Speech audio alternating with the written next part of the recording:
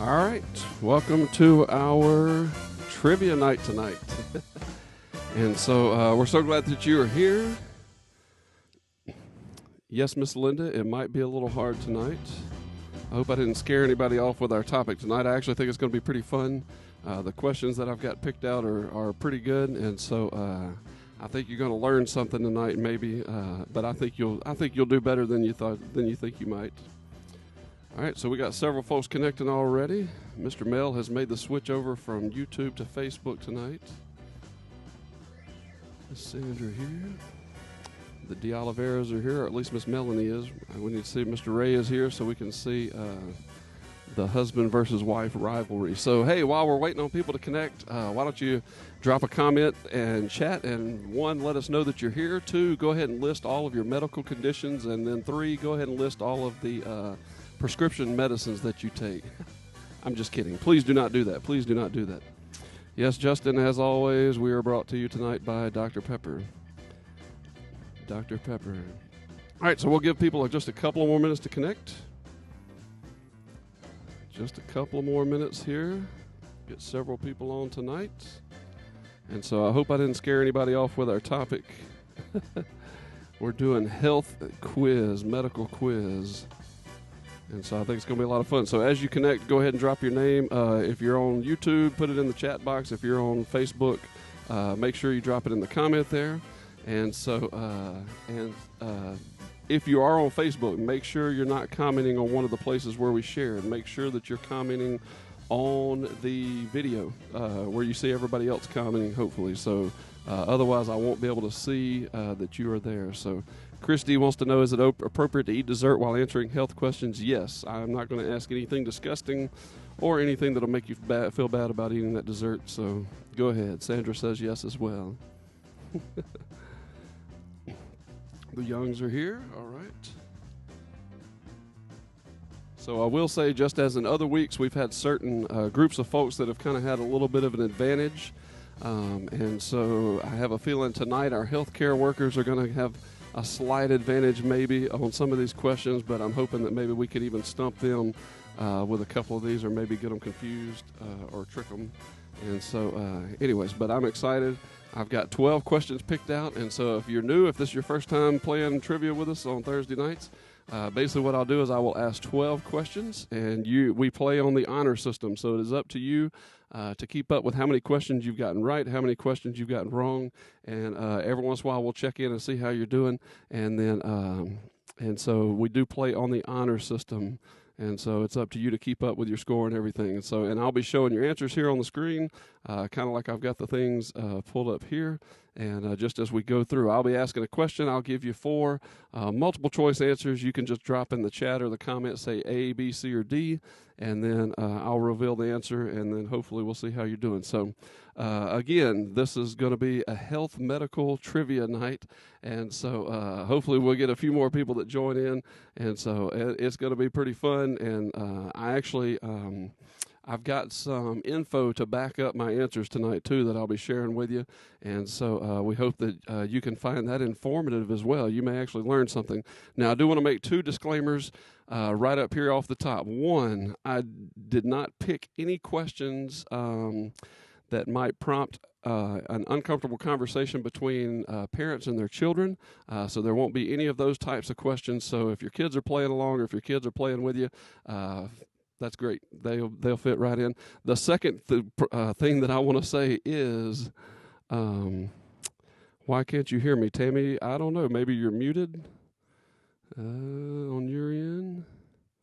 Miss Linda playing tonight. All right, Miss Linda. Miss Renee Womack.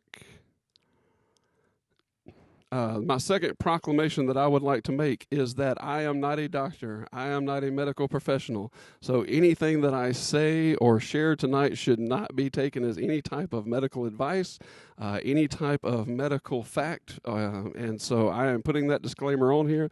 It will be recorded for all eternity, so that if you go to the doctor and you say, well, Jason said on our trivia, on our health and medical trivia, the such and such, no, I am not a doctor. I am not a medical professional. And so if you have any questions about anything you see, please talk to your doctor and do not take any advice from anything that I say tonight. So those are my two proclamations, kid-friendly, and I am not a doctor. All right, so those are our two things. All right, so I think we're ready. We got enough people on here. Let's go ahead and get started. So I'm going to jump over here to share our screen. So here we go, health trivia. All right, Sandra says they will call me out. That's good. All right, so here we go, health trivia. All right, question number 1. Which bone are babies born without? All right, so which bone are babies born without? Is it A, a tailbone, B, a femur, C, kneecaps, or D, breastbone? Which bone are babies born without? A, tailbone, B, femur, C, kneecaps, or D, breastbone. So you can just type A, B, C, or D right there in the chat or in the comment box. Just another reminder, if you're on Facebook, make sure that you actually tapped on the video or clicked on the video and that you're chatting there. You should see everybody else's answer scrolling by. If you don't, then you're not commenting in the right place. So let's see. We got a few people chiming in already. Let me get this moved over. Sandra says C. My mom says C. My wife says C. Mr. Mills C. Miss Melanie C. Miss Claire C. The steaks are coming in with C. Will says C. Abby says C. And Blue, what? I don't know what she would meant to type there. Miss Renee says C. Well, Abby's admitting that, yes, she was copying her nurse mother. Kim, good to see you, Kim. She's guessing C. Sabrina C. Miss Ledford C. Claire C. Julie C. All right, so I think y'all got this one figured out. Yes, the answer is C, kneecaps. And here's my little information I can give you about that. They have I don't know how to say that word, structure in their knees when they're born. This cartilage turns into bone by the age of 4. So yes, so babies are born without kneecaps, and they form around the time that they turn 4 years old. So looks like everybody's 1 for 1 so far. So here we go. Question number 2. What is your body's largest organ? All right, what is your body's largest organ? Is it A, liver, B, heart, C, skin, or D, brain? No, I'm not going to sound that word out. I'm just going to say cartilage. Oh, Tammy admits that she was copying Allison as well. We have found out that my mom and some others like to wait and see what answer the crowd goes with, and then they just jump on board. So what is your body's largest organ? A, liver, B, heart, C, skin, or D, brain? All right, C. My whole family says C. Miss Renee says C. Miss Claire C. Will says C. Mr. Mel coming in with C. And so far, this is like last week where all of our correct answers seem to be C for some reason. Susan says C. Sandra says C. Tammy C. Miss Melanie C. So everybody seems to be jumping on the bandwagon there. What is your body's largest organ? Got a couple more people coming in here. Everybody is on the C train. And so, yes, the correct answer is C, skin. That is your body's largest organ. The skin of an average adult has a surface area of over 21 square feet and accounts for 6% to 10% of your body weight, edging out the liver, which is your body's second largest organ, which accounts for approximately 2.5% of your body weight. So that is why during this quarantine time I've been unable to lose weight. It's because of all the heavy skin and liver that I've got going on. And so yes, your skin is your body's largest organ. Second largest is your liver. All right, here we go. Question number 3. Looks like everybody's 2 for 2 so far. What percentage of our bodies is made up of water? What percentage of our bodies what percentage of our bodies is made up of water? What percentage of our bodies is made up of water? It is A, 100%, B, 60%, C, 80%, or D, 10%. What percentage of our bodies is made up of water? A, 100%, B, 60%, C, 80%, or D, 10%. Do, do, do, do, do, do, do, do. Everybody slow to come in on this one. What percentage of our bodies is made up of water? Maggie comes in first. She says C. Sandra says C. Allison says C. My mom says C.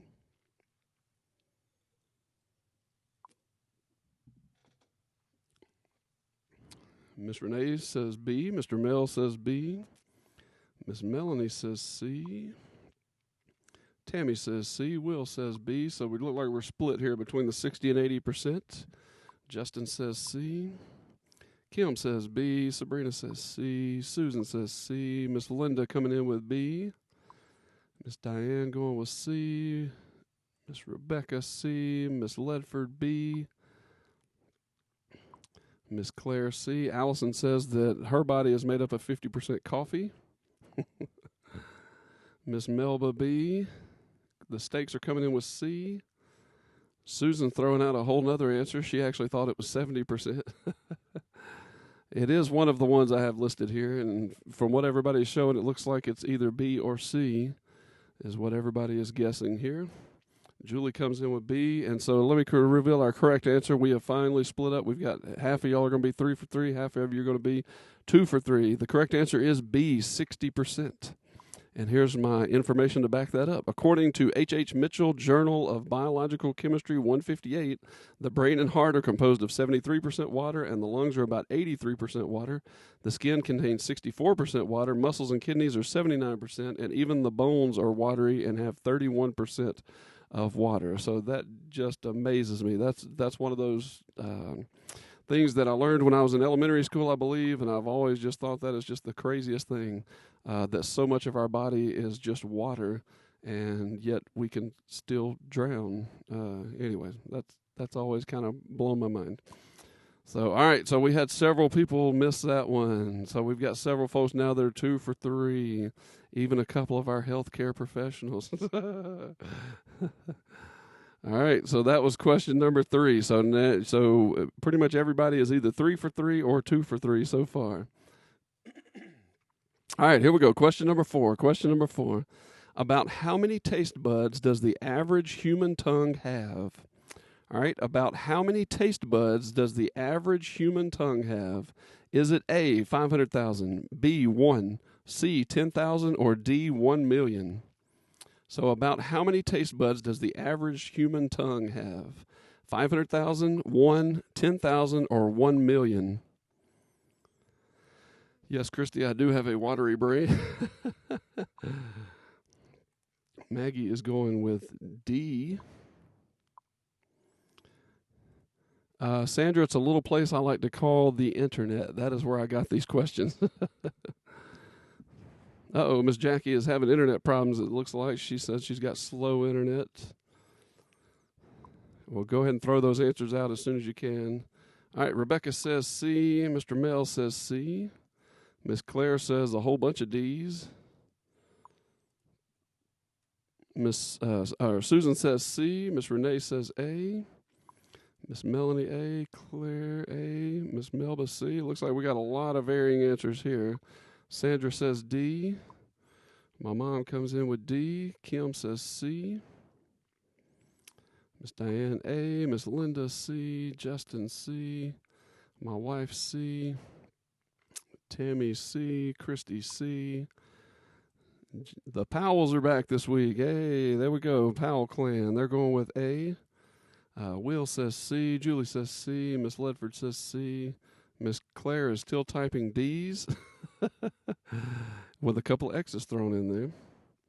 Sabrina says C. So the correct answer, how many taste buds does the average human tongue have? Oh, sorry, this is Guy. My bad, Guy. You only have to type the answer once, Guy. All right, so how many taste buds does the average human tongue have? It is 10,000, yes. And so here's my thing to back it up. The average person has about 10,000 taste buds, and they're replaced every 2 weeks or so. But as a person ages, some of these taste cells don't get replaced. An older person may only have 5,000 working taste buds. That's why certain foods may taste stronger to you than they do to adults. So that's actually very cool. I thought that was a pretty neat thing there. And so 10,000 taste buds, and they get replaced every 2 weeks. Let's see. Christy says, it depends. If I'm eating chocolate cake, it only feels like a few. If I'm eating Brussels sprouts, there are millions of them. All right, so that's question number 4. Here we go. Question number 5. A zoonotic disease is an illness that what? A zoonotic disease is an illness that can be transmitted from from animals to humans, threatens to wipe out a species, can be treated by a trained veterinarian, or D, requires animal products to eradicate.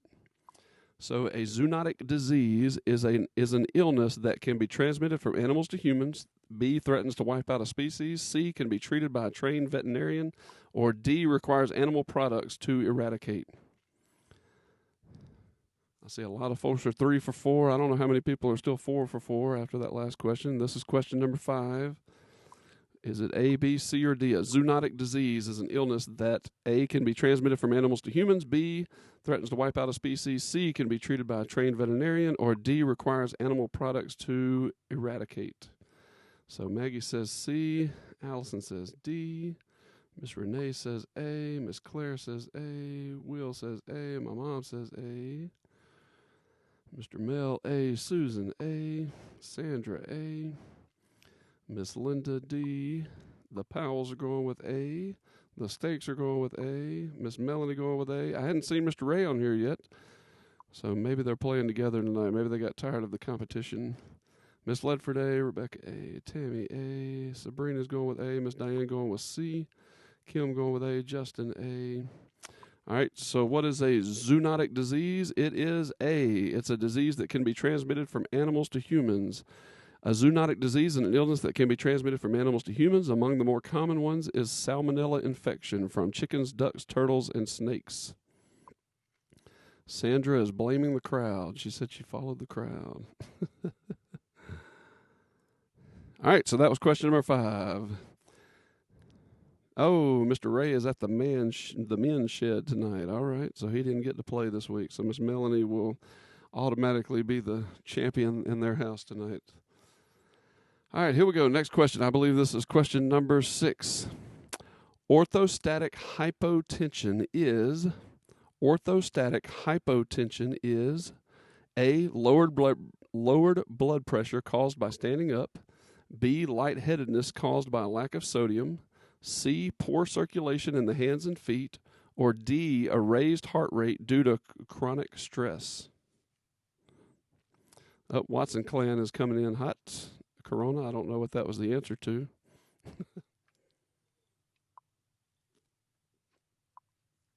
Oh, I know what Jennifer was doing. She was giving us an example of a zoonotic disease. Yes, the coronavirus was transmitted from animals to humans. So, yes, thank you, Miss Jennifer, one of our healthcare professionals. All right, Allison comes in with A. Sandra says A. Maggie says C.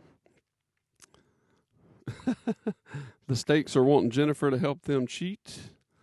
Miss Melba says A. Miss Renee says A. Guy says A. Rebecca A. Miss Melanie says A. Susan A. Mr. Mel A. Julie A. Diane A. Let's see. Justin A. Looks like we got a lot of A guesses. We may just have a lot of people going with the crowd here. Miss Ledford A. Kim says A. Orthostatic hypotension is, yes, it is lowered blood pressure caused by standing up. So it's that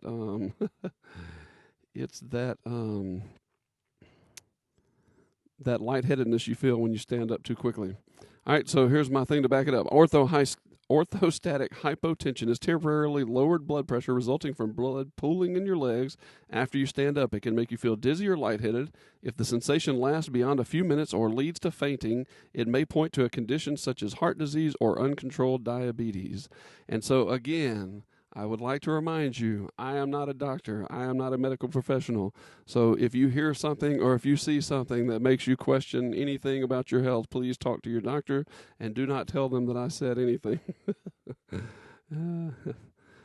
Jennifer says, A, half her day at work is spent on orthostatic hypotension. I told you that some of our healthcare professionals would have a advantage here on this one tonight. So, all right, we've done 6 questions. We're halfway through. Why don't you go ahead and show me where you stand after 6 questions? Are you 6 for 6? We may have a couple of folks that are still 6 for 6, but I think we've knocked a lot of people out. So let me know if you're 6 for 6, 5 for 6, 4 for 6. My child has it.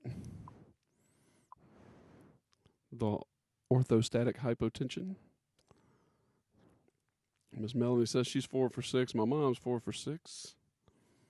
So go ahead and show us where you're at right now there, folks. Out of 6 questions, how are you doing there? Let's see. Miss Rebecca is 5 for 6. Miss Linda's 4 for 6. Sandra is 4 for 6. Diane's 3 for 3. Tammy says she's 4 for 6. Susan 5 for 6. Julie says she's gotten all 6 of them. Justin 5 for 6. Sabrina 5 for 6. Jennifer came in late. She's 2 for 2. She says. Oh, Mr. Mel still perfect. Mr. Mel was our winner last week from our Bible trivia. He's also our chairman of deacons, so he should have won last week. Miss Melba 6 for 6. Stakes 5 for 6. Danita came in a little late, so she's 3 for 3. It looks like. Allison says she's 4 for 6. Jennifer says I'm going to have to go back and test myself. Oh, on the first couple of questions. The first couple of ones were pretty easy. I'm sure you would have gotten those. All right, so here we go. Question number 7. We're going to keep it moving here. Question number 7. What is the largest bone in the body? So question number 7. What is the largest bone in the body? Is it A, the radius, B, humerus, C, vertebrae, or D, femur? So what is the largest bone in the body? Christy says, I think I'm dying of zoonotic orthostatic hypotension. If that is the case, Christy, please go see your doctor. I don't know how an animal caused you to stand up too quickly and get lightheaded, but maybe you need to go see Jennifer over there in West Monroe.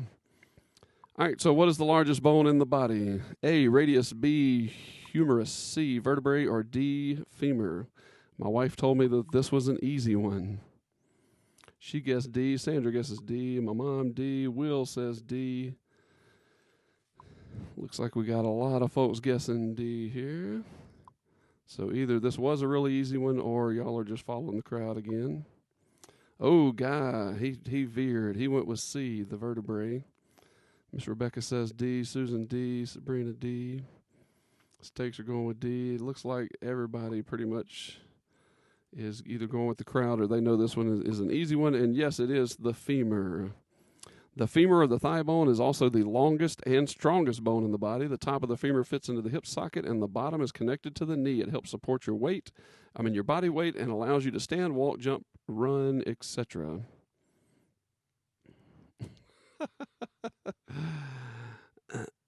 Jennifer is offering for the Stakes to come over and have dinner so that she can cure Christy's zoonotic ortho whatever hypotension. I don't even remember what the word was now.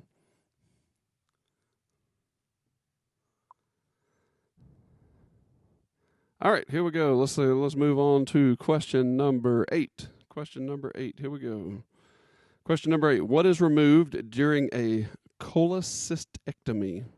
I believe I am saying that correctly, but I did not look it up to see. So what is removed during a cholecystectomy? Is it A, the spleen, B, the appendix, C, the gallbladder, or D, part of the colon?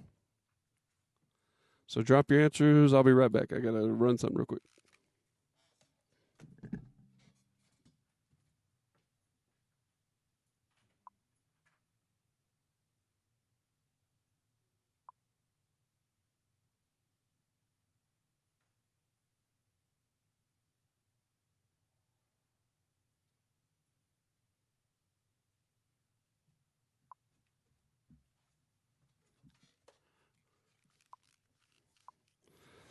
All right.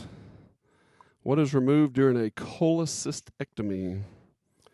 Allison says C. Danita says C. Jennifer says the gallbladder. C, C, C. The Powells say C.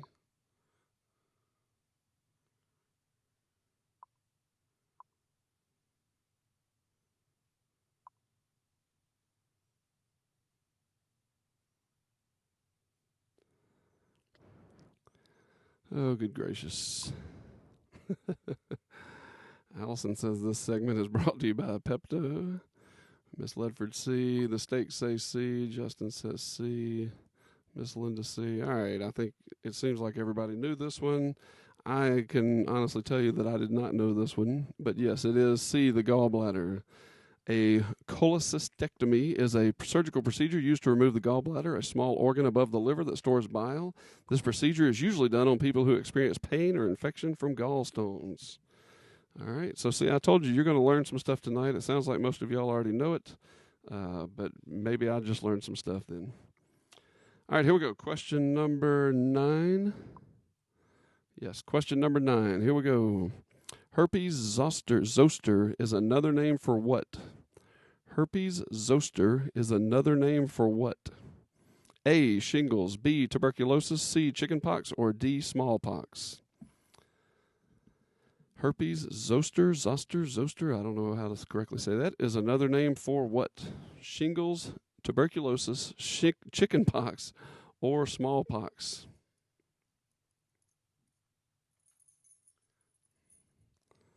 Herpes zoster is another name for what? Shingles, tuberculosis, chickenpox, or smallpox? My wife coming in with A. Sandra says A. Ms. Melba A. Allison says it's pronounced Zoster. Zoster? Okay. A. Tammy says A. Jennifer says A. I'm starting to feel like some of you guys are just waiting on our medical professional people playing along to answer, and then you're throwing in your answer. But again, we're playing on the honor system, so. Mr. Bell says A. Miss Ledford says C. My mom A. Sabrina A. Justin says A. Zoster. Herpes zoster is another name for what? Shingles, tuberculosis, chickenpox, or smallpox? A. Rebecca says C. So it looks like it's between A and C. Most of you going with A. And the answer is yes, it is A. Shingles. Joel says A. Christy thinks it sounds like a constellation. Tammy is admitting that she is cheating. Yes. So it is shingles, and here's my information that I found on this. I know it's extremely small, so I will read it. Herpes zoster or shingles occurs when the VCV, the same virus that causes chickenpox, reactivates in the body, causing a painful rash. If you've had chickenpox, VCV remains inactive in the nerve tissue near your brain and spinal cord, but can activate and become shingles if you have a weak immune system. A person infected with the shingles can transmit the VCV to people who have never had chickenpox or gotten a vaccine for the virus. But in that case, the newly infected person would develop chickenpox and not shingles. So I actually thought that was really cool because you're infected with a certain type of disease, but when you give it to somebody else, it's a different disease. I mean, similar but different. Like instead of them getting shingles from your shingles, they actually get chickenpox. So I thought that was kind of neat. Maybe I'm just easily pleased by this stuff. All right, here we go. Question number 10. Which of the following diseases has been eradicated? So which of the following diseases has been eradicated? Is it A, leprosy, B, the bubonic plague, C, polio, or D, smallpox? Which of the following diseases has been eradicated? A, leprosy, B, bubonic plague, C, polio, or D, smallpox? For a bonus, which one of these words is the most fun to say? That would be B, bubonic plague. But which of these following diseases has been eradicated? Leprosy, bubonic plague, polio, or smallpox? Allison says C. Sandra says D. Miss Renee says C. Tammy says C. Justin says C.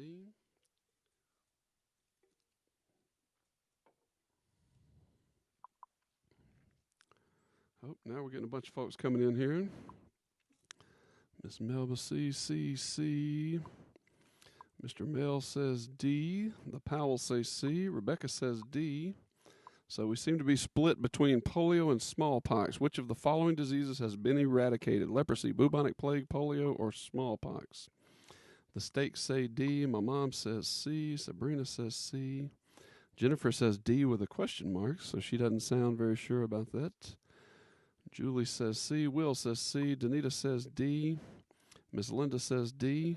And the correct answer is, yes, D. Smallpox is the only one of these 4 diseases that has been completely eradicated. Eradicated means there are no cases on the earth. So in 1980, smallpox was officially declared eradicated, which refers to the complete and permanent reduction of the disease to 0 cases worldwide. Polio has been eliminated from many countries due to successful vaccination programs, but there are still numerous cases in small parts of the world. And the bubonic plague and leprosy may sound antiquated, but they still infect people each year. So I thought that was pretty neat, because I would have thought that like 3 of the 4 of these had been eradicated, but I did not know that smallpox is the only one that has been completely eradicated. So the answer was smallpox. All right, here we go. Question number 11. What is anosmia? What is anosmia? Is it A, a lack of zinc, B, confusion brought on by lack of sleep, C, an inability to smell, or D, color blindness? What is anosmia? A lack of zinc, confusion brought on by lack of sleep, an inability to smell, or D, color blindness?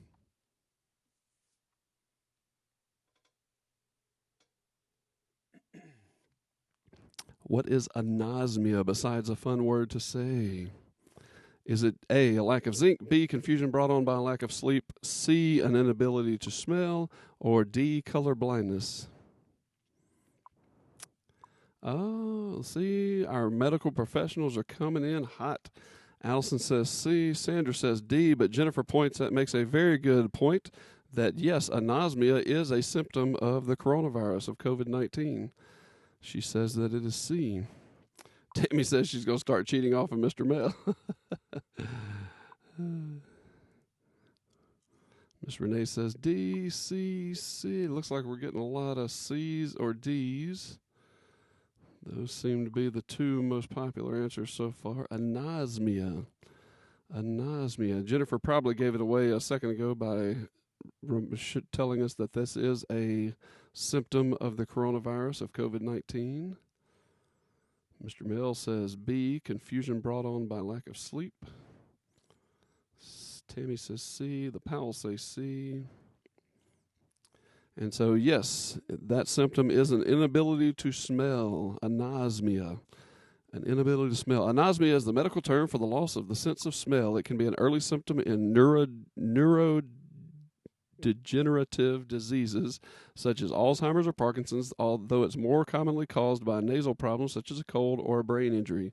Patients with long-lasting or permanent anosmia should take precautions because they can't smell fires, gas leaks, or food that has gone bad. And so, yes. So again, I'm not a medical professional. If you've lost your sense of smell, it may not mean some of these things. Maybe you just have a cold. So, but if you have anosmia, you might need to speak to your doctor. Mr. Mel missed one. Tammy, oh no. So Susan, yes, Susan and her daughter actually, I believe you guys tested positive for the coronavirus, and Susan is saying that she can still smell. So that was not one of the symptoms that she had, but they did test positive for coronavirus. So we'll continue to pray for you guys as y'all are dealing with that as well. All right. So, Mr. Mel, so we have done 11 questions. We have one more question left. Yes, Tammy, you were cheating off of Mr. Mel, and then he missed one. Maybe he threw you off on purpose, like the kid when somebody's cheating off of his paper, and so he changes the answer at the last minute. Hey, we got one more question left, and so before we do our last question, hopefully all of you cook folks, and hopefully you saw Brother Jeff's video that we sent out last night just about our plan for the next couple of weeks. And so we just want to remind you that this week that includes that we will be streaming our service online this Sunday like we've been doing. Hopefully you'll still be meeting with your Connect groups and things online. And so we are continuing to keep our Sunday worship times all online for the next couple of weeks, at least until the governor tells us that we're going into phase 2. And so, I've really enjoyed being able to worship the way we have been worshiping. I know it's not the same as us being able to get together, but hopefully that you have been tuning in every Sunday morning on YouTube, Facebook, or Twitter and joining us in a time of worship. And so we're going to continue to do that this week. And so we are excited about that and just excited that we get to continue doing that. And so, also, next Wednesday, we will be able to meet here at the church we're going to have a business meeting and then a prayer meeting and then a short Bible study with Brother Jeff. And so you will be able to come and meet next Wednesday night here at the church if you choose, but we will have a set of guidelines that you will have to follow while you're here. And so like Brother Jeff said in his video, it's kind of a soft open. It's a way for us to start maybe slowly getting back together. And so, but, we want you guys to know that your health and your safety is number one concern. And so that was the reason that the staff made the decision to continue the next couple of weeks the way we are. And so, anyways, if you have any questions or anything like that, of course, you can email us or let us know at the church and stuff. And so we'll make sure that we communicate everything to you as best as we can. And so be watching your email. We'll be sending text messages and check out social media and stuff. And so that way you always know what's going on. So just want to remind you, so 10:15 Sunday morning, we'll be live streaming on Facebook, YouTube, and Twitter. And so we hope that you'll worship with us, and hopefully your Connect groups will be getting with you, and that you guys will be able to meet that way. So, all right, here we go. One more question. Question number 12. So this is for all the marbles. I don't know if we have anybody that's still 11 for 11, but this is the last question. What is the sinus node? What is the sinus node? Is it A, the place where the sinuses connect to the nasal cavity? B, a group of cells that regulate the heartbeat? C, an organ that produces mucus in the nose? Or D, the topmost vertebrae on the spine? Vertebra on the spine. So what is the sinus node? Is it A, the place where the sinuses connect to the nasal cavity? B, a group of cells that regulate the heartbeat? C, an organ that produces mucus in the nose? Or D, the topmost vertebra on the spine? So far, 3 of our medical professionals have sent their answers in, but I'm not going to share them because I feel like they are going to give it away. All right. Oh, well, you can see them on Facebook anyways. Blast. On Facebook or YouTube, wherever you're watching at right now. So Allison said B, Sandra says B, Jennifer says B, Justin says C. Let's see. Danita says B, Miss Melba says B, Susan says B, Miss Melanie says B, Rebecca B, Christy B, Will B, Mr. Mel, the Powells. So again, I never know. Are y'all guessing B because you know it's B? Or are you guessing it? Michael says IT trivia should be next. Yes, that sounds like a great idea, Michael. And yes, Jennifer Watson is very familiar with the sinus node in her line of work. My mom says B. Miss Linda says C. So what is the sinus node? I was really hoping that I would trick a few people with this last question. That's why I put it at the end. Allison says that that's a terrible idea, Michael. I think we might bore some people to death if we did IT trivia next week. I don't know why Sandra said no. What is the sinus node? It is the group of cells that regulate the heartbeat. Yes. So Jennifer knows all about the sinus node. Also called the heart's natural pacemaker, the sinus node is a collection of cells in the right atrium that control the heart's rhythm by sending out electrical impulses. When the sinus node doesn't work properly, the pulses can become too fast, too slow, or irregular. All right. Oh, Sandra said no to the IT trivia.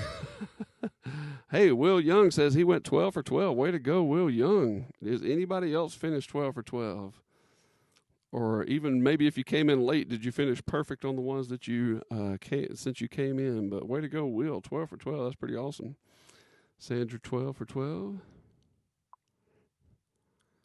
Yes, Susan, that's why I was trying to trick everybody, because I was hoping when people saw sinuses, they would think like me that it had something to do with their nose or a sinus infection, but no, it has to do with your heart. And so, way to go, Will. My wife finished 9 for 12, Rebecca 10 for 12, Miss Melanie 9 for 12. My mom 9 for 12. Miss Linda 7 for 12. Michael, I would love to do some IT crowd trivia, but I think it would just be me and you getting those answers correct there. Mr. Mel said he ended up going 11 for 12 because he missed that one. Miss Melba 11 for 12. The Stakes 11 for 12. Thanks to Mr. Joel, who taught anatomy and physiology. Jennifer went 6 for 6 after she jumped in. Sabrina was 10 for 12. Diane 7 for 12. Susan 10 for 12. Danita 9 for 12. And Jennifer finished up 8 for 8. She said, instead of 6 for 6. So after she jumped in a little bit late. So, hey, you know what? We appreciate y'all playing again. And so I hope this has been a lot of fun every week. It's just something different, and so hopefully it's something that just kind of gives you an opportunity just to have a little bit of fun and to get some bragging rights about next week. So Will apparently is our 12 for 12 winner this week, so he'll have bragging rights all week this week until we play our trivia next week. I've already got a really good idea, I think, for what our trivia is going to be next Thursday night, and so it'll be a lot of fun. Again, I am not a medical professional. I'm not a doctor. I'm just married to a good-looking nurse. And so anything that I have said during this whole time related to any of these diseases, illnesses, things that I've talked about, do not take them as anything. And please consult your doctor.